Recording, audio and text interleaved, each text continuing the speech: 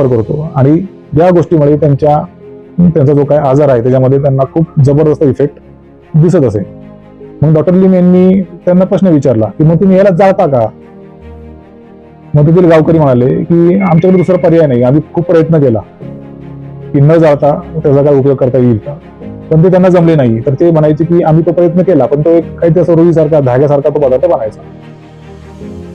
मग डॉक्टर लिमने त्यांना विचारलं पण तुम्ही हे जे जाळता, जाळल्यामुळे त्यातले तर सगळे त्यातले जे काही गुणधर्म आहेत ते सगळे मरून जातात, पण त्याचा इफेक्ट तुम्हाला तरीही एवढा मिळतो, याचं आश्चर्य डॉक्टर लिम यांना वाटलं. आणि मग त्या दिवशी ते तिथं ज्यांनी कॉफी बनवली की त्यांनी कॉफी पिली आणि कॉफी पिल्यानंतर त्यांना असं काहीतरी जाणवलं की हे नक्कीच एक जादुई मशरूम आहे आणि यात काहीतरी असं काहीतरी वेगळं आहे, ती त्यांना ती कॉफी पिल्यानंतर जाणवलं.